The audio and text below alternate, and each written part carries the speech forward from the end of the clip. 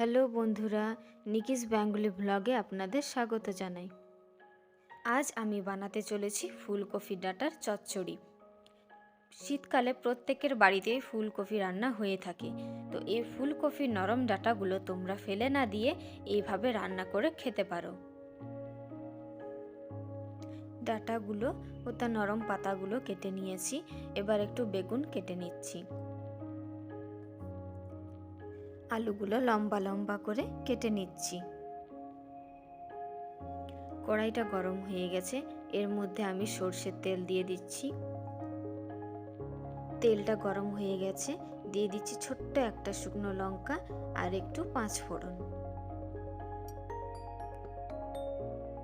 এবার আগের থেকে কেটে রাখা আলু, বেগুন ও ফুলকপির ডাঁটা সব একসাথে দিয়ে দেব। কালো সর্ষে, পোস্ত, দুটো কাঁচা লঙ্কা আর পেঁয়াজ এগুলো পেস্ট করে নেব। এর মধ্যে পরিমাণ মতো একটু লবণ দিয়ে নাড়াচাড়া করে নেব।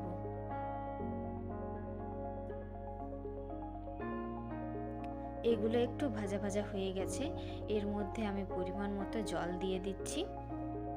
জল দিয়ে একটু নাড়াচাড়া করে নেব যাতে সেদ্ধটা ভালোভাবে হয়ে যায়, তার জন্য এবার এটাকে ঢাক দিয়ে দেব। তো এগুলো মোটামুটি সেদ্ধ হয়েছে, আর একটু সেদ্ধ হবে। তো এর মধ্যে আমি দিয়ে দিচ্ছি হলুদ গুঁড়ো আর দিয়ে দেব সামান্য পরিমাণে চিনি। এগুলো নেড়ে চেড়ে নিয়ে আবারও ঢাক দিয়ে দেব।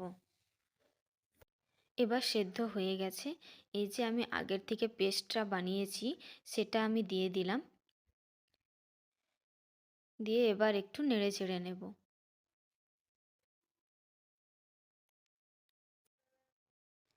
এখন ভালোভাবে ফুটে উঠেছে। এখন এর মধ্যে ছোট্ট একটা টমেটো কুচি দিয়ে দিচ্ছি। এবার একটু নেড়ে চেড়ে নামিয়ে নেব।